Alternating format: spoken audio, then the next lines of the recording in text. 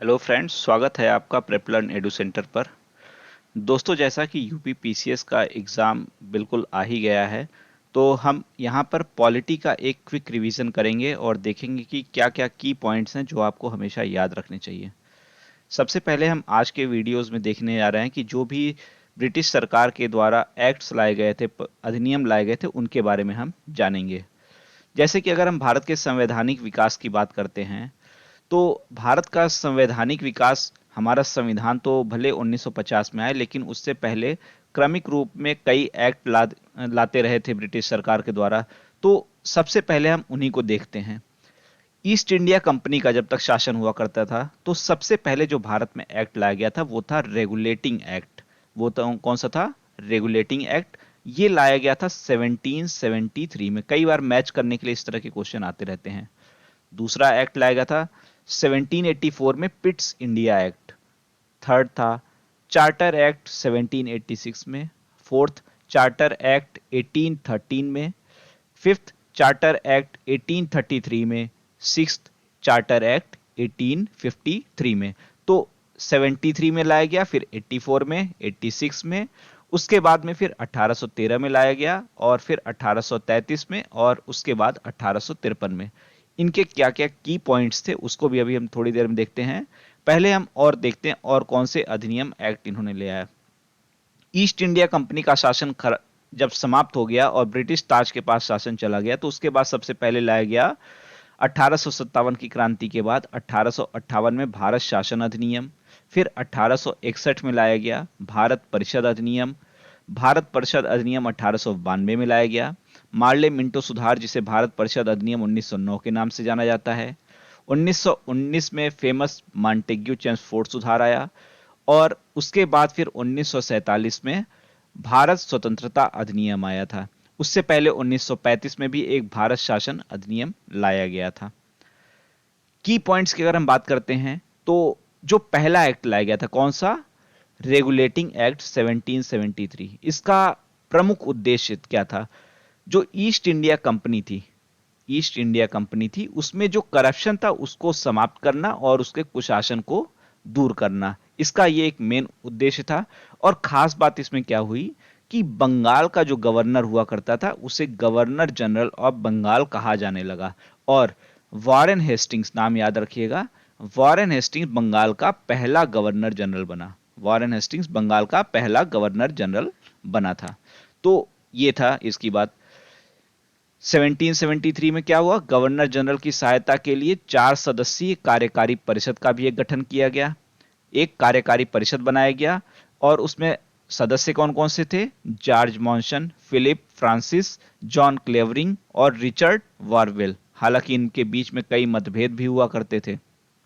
इसके अतिरिक्त एक तरीके से बंगाल प्रेसिडेंसी को सुप्रीम बना दिया गया, और बंबई की जो प्रेसिडेंसी हुआ करती थी और मद्रास की जो प्रेसिडेंसी हुआ करती थी, इसको बंगाल के अधीन कर दिया गया।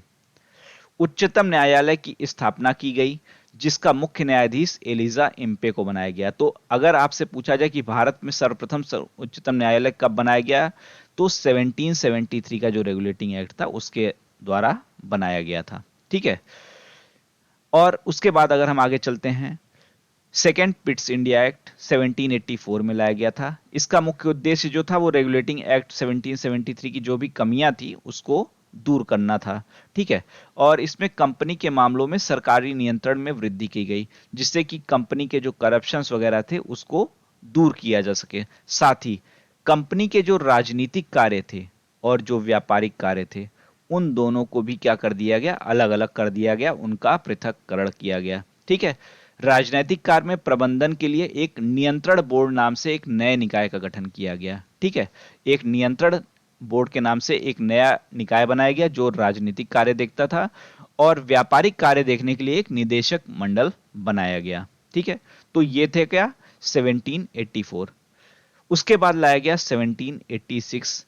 इसमें जो पिट्स की कमियां थी उसको दूर करने का, क्योंकि इसमें थोड़ा बहुत विवाद होने लगा था न्यायालय वगैरह के बीच में, और क्योंकि यहाँ पे न्यायालय बनाया गया था और ये जो व्यापारिक कार्य थे, राजनीतिक कार्य थे, उनके बीच में प्रॉपर एक अंडरस्टैंडिंग नहीं बन पा रही थी, तो इसलिए यहाँ पर क्या किया गया? 1786 लाया गया। और साथ में ये किया गया कि किसके किसके क्या अधिकार क्षेत्र होंगे उसको क्लियर कर दिया गया। 1813 में दूसरा एक और चार्टर एक्ट आता है। इसमें कंपनी के भारतीय व्यापारिक एकाधिकार को समाप्त कर दिया गया। चाय के व्यापार और चीन के साथ व्यापारिक एकाधिकार पूर्व के जैसे जारी रहे, लेकिन बाकी सब के लिए पहले क्या था, सिर्फ ईस्ट इंडिया कंपनी को ही ट्रेड करने का एक अधिकार हुआ करता था, उसको उनके एकाधिकार को समाप्त करके अन्य कंपनियों को भी कहा गया कि आप भी कर सकते हैं एक तरीके से। उसके बाद में ब्रिटिश मिशनरियों को भारत में कार्य करने की अनुमति दी गई। एक तरीके से इन्होंने ब्रिटिश मिशनरियों को भारत में कार्य करने की अनुमति दी, यानी कि यहां पर क्या किया इन्होंने, ईसाई धर्म का प्रचार प्रसार करने की एक अपनी इच्छा को आगे बढ़ाया।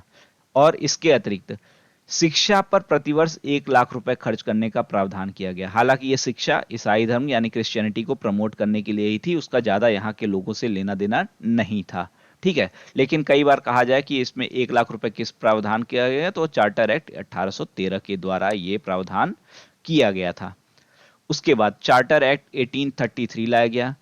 कंपनी के व्यापारिक एकाधिकार को इसमें पूर्णतः समाप्त कर दिया गया। पहले चाय और चीन को छोड़ दिया गया था, लेकिन ये भी अभी समाप्त कर दिया गया, ठीक है। उसके अतिरिक्त भारतवासियों को अपने देश के प्रशासन के लिए कुछ हिस्सा लेना संभव बनाया गया, मतलब भारतीयों को भी थोड़ा सा प्रशासन में उनको हिस्सेदारी दी जाने लगी।